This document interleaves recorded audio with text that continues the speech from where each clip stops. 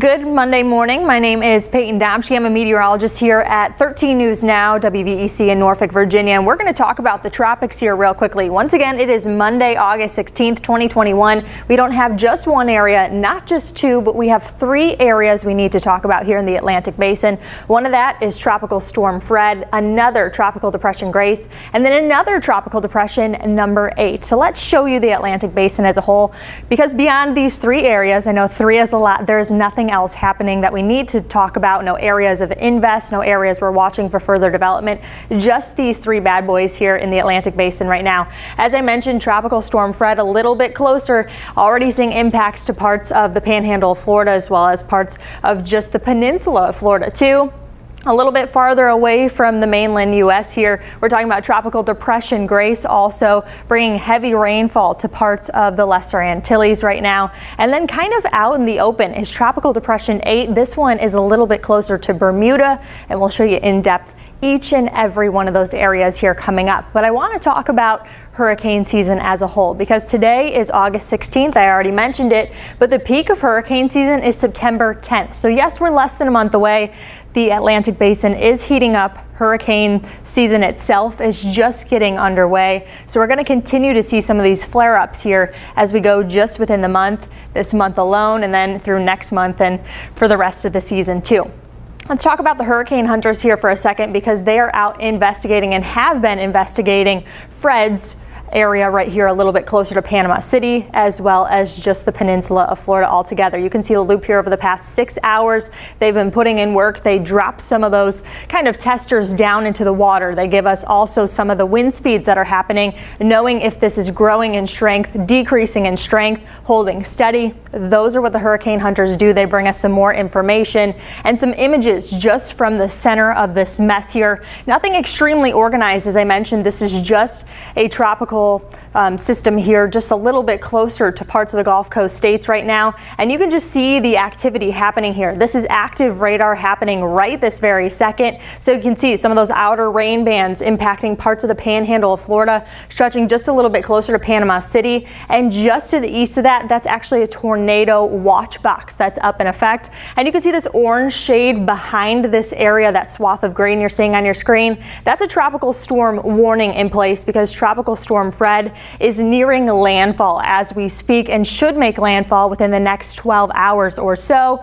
Very early tomorrow morning is what we're expecting here when it comes to landfall. We'll show you those projections here from the National Hurricane Center in just a second, but I want to zoom you out. A lot of folks watch some of these videos here from Hampton Roads, which is where we are giving you this update from. So I want to talk about the fact what we have seen some of this unsettled weather here just the past several days, because it's not necessarily completely associated with Tropical Storm Fred, or even some of that tropical moisture. It's actually associated with a stalled kind of stationary front that's continuing to bring us some of those rain chances. But here over the next several days, the influx of moisture here from Fred as it heads a little bit farther inland through the deep south and kind of impacting areas a little bit closer to the Appalachian spine, we're going to start to see some more moisture here, which just means rain chances for at least the 13 News Now viewing area itself will kind of stay on the higher side. So we're not going to see a whole lot of sunshine, but those areas a little bit farther down through parts of the deep south will see some excess moisture from Tropical Storm Fred as it heads a little bit farther inland. So the latest advisory from the National Hurricane Center dropped at 11 a.m. Sustained winds at 60 miles per hour. It is moving due north at 10 miles per hour. And at that point in time, just about 55 miles to the southwest of Apalachicola, Florida. So bringing you all the latest from the Panhandle, we're seeing some of that activity start to flare on up there, and as it just heads here over the next several hours, still projected to make landfall very close to Panama City, Florida. So those locations that were under even that tornado watch include parts of Tallahassee. You might have folks, some family and friends that live down in parts of the state of Florida. Maybe they're snowbirds, and those are those locations that you need to stay posted to. Just keep in mind that you might need to inform your friends to kind of check in on some of those loved ones down there, or maybe it's just some of their properties down there too.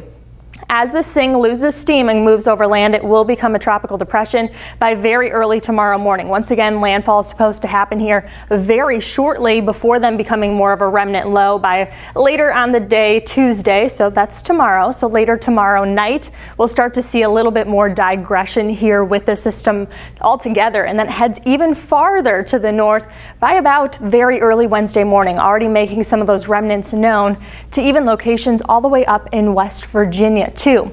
So there's another area we're watching. This is Tropical Depression Grace. Right now, once again, a tropical depression, but it's expected to re-strengthen back into a tropical storm.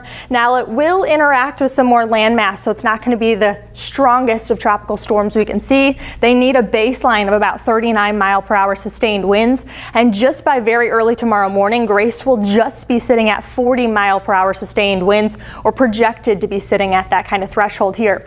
Now it's going to head a little bit closer to the Yucatan Peninsula by very early Thursday morning, could interact here with the land, so could lose a little bit more steam.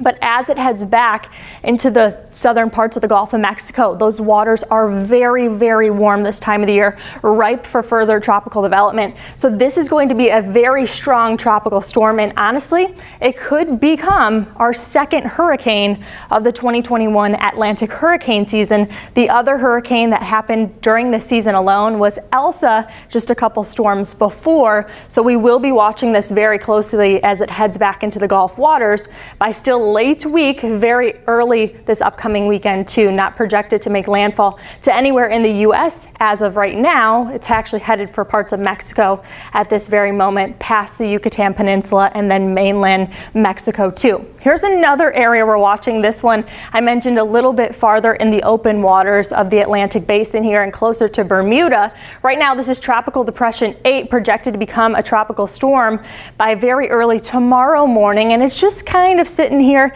and meandering around Bermuda too. It's kind of just tossing up some swell here, bringing them some unsettled weather, and it will interfere with parts of the East Coast when it comes to just tossing up our own swell too. Some of those riptide warnings will probably be in place as we go through the later portion of the week, but once again, we're just watching this as of now. Looks to just be a fish storm, except for those spots a little bit closer to Bermuda, obviously. But it will maintain that tropical storm strength all the way until very early Saturday morning. So once again, we'll keep you posted on any changes there, but you can always find me on any social media platform, whether that's Facebook, Instagram, or Twitter. You can ask us your tropic related questions. You can even subscribe to this very YouTube page and see all of the latest. We continually bring you some of these updates, and we hope you stay with us. You can also find these updates on air and online at 13newsnow.com.